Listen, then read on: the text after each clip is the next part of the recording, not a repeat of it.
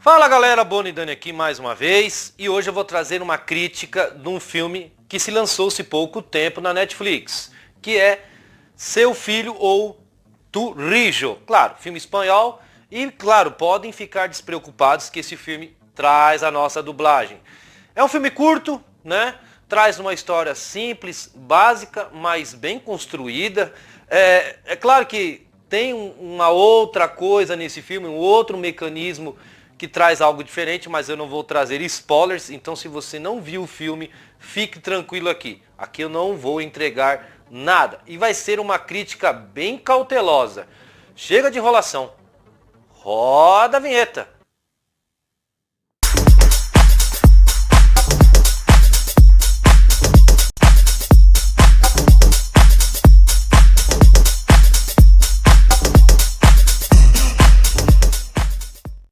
Tu Rijo ou Seu Filho. Marcos é um médico cirurgião muito bem sucedido e de boa família e bem apegado ao seu filho mais velho. Mas após o seu filho sofrer uma agressão brutalmente até quase levar à morte, ele busca por justiça com as próprias mãos. Bom galera, aqui nós temos a direção, o Miguel Ángel Vivas, ele participou, né, da direção de La Casa de Papel, a primeira temporada, muito bom, e ele tem Perigo na Escuridão também, que é um bom filme. E aqui ele não faz feio, principalmente em expandir o potencial dos personagens. Ele consegue dar caracterização a bons personagens aqui, principalmente pro protagonista. As personalidades são bem destacadas e ele consegue dar arcos grandes e até pequenos que são necessários para que a história se decole. Aqui, muita coisa do roteiro, principalmente no final, que eu não vou trazer spoilers, não tem a mão do diretor, que não é culpa dele, mas não faz feio. O final é uma coisa meio alternativa, mas para quem assistiu o filme sabe do que eu estou falando, e lá na frente eu vou dar uma explicaçãozinha sem spoilers. Mas o diretor ele não faz feio, ele consegue dar boa intensidade na história através dos personagens e do trama inicial. Algumas pessoas andaram comentando comigo em fazer comparação com esse filme com Desejo de Matar. Galera, não tem nada a ver. Desejo de Matar é uma coisa mais brutal, violenta. Aqui é uma história um pouco mais condensada através do personagem principal, um pouco lenta, mas eficiente, trazendo etapas por etapas. O primeiro ato é um ato onde você começa a ter destaques dos personagens quem são, e há um apego muito grande, né, com carinho e amizade entre pai e filho, que já dá o tom depois do que vai se rolar na história. Já o segundo ato já é o impacto profundo da história, né? O filho é brutalmente violentado e está ali em coma, quase morrendo. Então esse segundo ato caminha para algumas questões. Quem fez essa brutalidade? Como? Quando? E quem é o grande responsável? Então, algumas questões vão sendo trazidas no segundo ato, que vão trazendo o desenvolvimento através do principal personagem. É interessante, porque não é um filme superficial, né, que vai jogando o personagem lá em cima. Não esperem ver aqui o personagem principal como mega fodão. Ele é tratado como uma pessoa normal, que sente medo, desconfiança, e não tem muito culhão para agir. E também nesse segundo ato há um tratamento sobre o personagem, sobre feições, você percebe que ele está bem assustado, desconfiado, medo de agir, ele procura alguns recursos para que ache respostas e faça justiça, é uma coisa bem tratada ali entre gêneros, acreditem. E a fotografia aqui não faz feio, viu?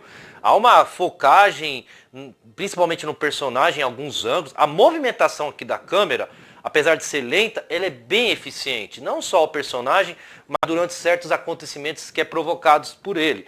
Então é uma coisa um pouco lenta, mas eficiente. Que não traz aquela coisa, o cara vai fazer isso, ele vai matar todo mundo. Não, é uma coisa tratada um pouco mais profunda e dentro da realidade.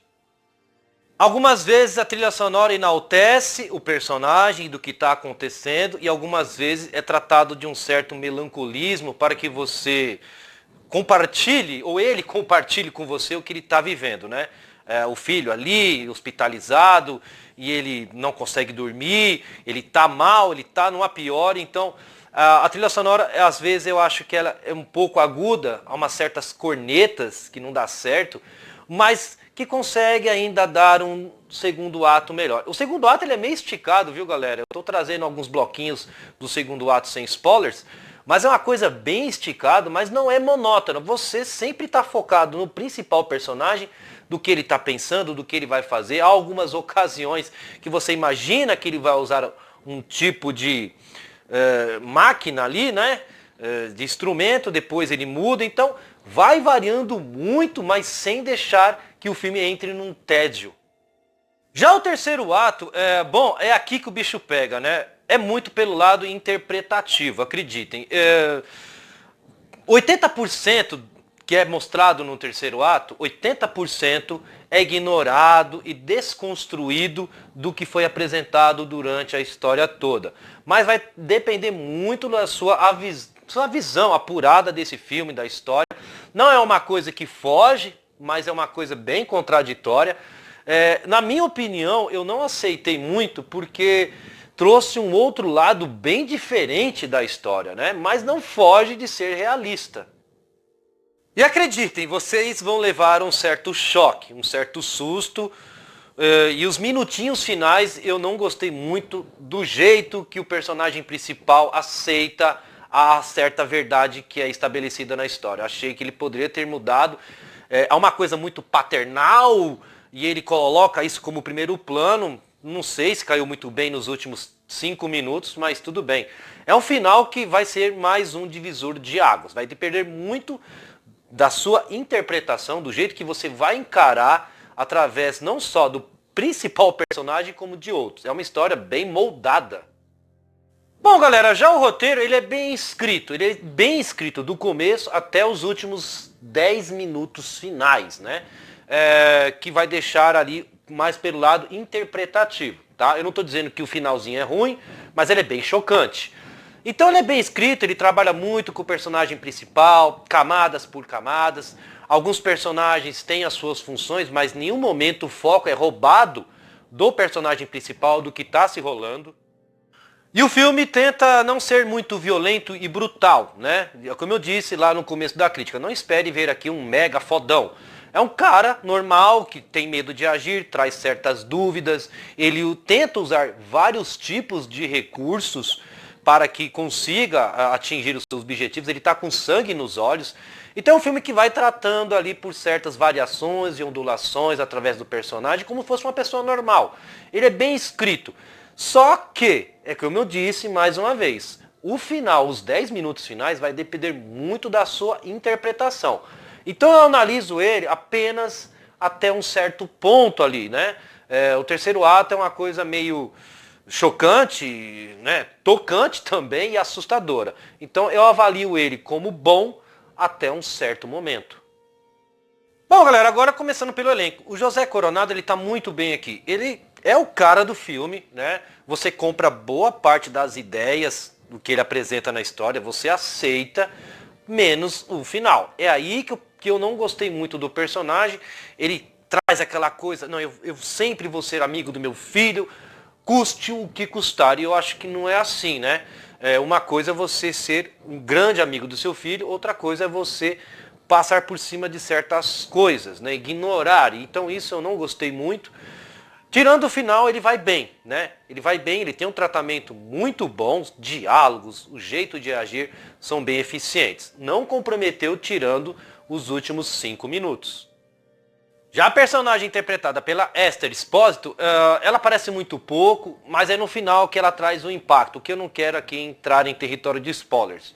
É um personagem que ela traz lá no meio do filme, que ela sabe de alguma coisa e não quer falar, que ela está envolvida com o que aconteceu com o filho, mas depois no final ela é tratada de uma outra maneira, chega a dar até pena da personagem, porque é um ato muito cruel, é uma das coisas da vida que eu não concordo.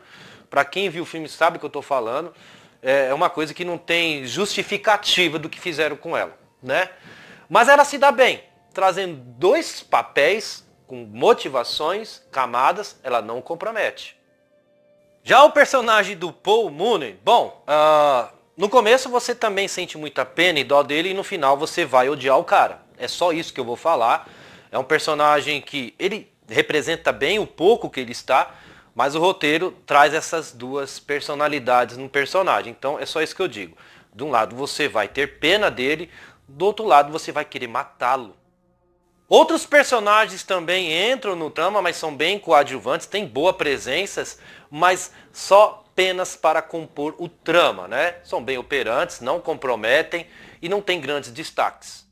Tu, Rijo, ou seu filho, traz um filme que te comove por boa parte do tempo, você torce para que o personagem faça alguma coisa, e acreditem, muitas coisas são jogadas aqui, você começa a se colocar no lugar do personagem principal no final, da besteira que acaba se ocasionando através de uma história final. É complicado trazer esse final, porque, como eu repito pela terceira vez, vale muito pelo lado interpretativo. Mas do jeito que o personagem principal encara, é que me deixou descontente, né?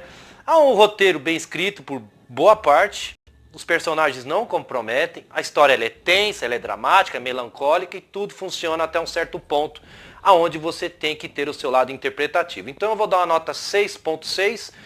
É um filme que vai trazer um divisor de águas no final, você vai ficar muito descontente por um lado, muito putaço, por outro você vai ficar muito assustado e chocante. Turrijo, ou Seu Filho, está na Netflix, estreou há pouco tempo. É um filme, traz a nossa dublagem, é espanhol, mas traz a nossa dublagem, viu galera? Pode assistir ali. E claro que eu só poderia dizer uma coisa, ele é assistível, né? Mas se preparem, é um filme que vai te chocar por um certo lado, você vai ter horas que você vai ficar meio se perguntando por que isso, né? É um filme que vai abrir muitas perguntas e dúvidas no final, é só isso que eu digo. Bom galera, tamo junto, até a próxima.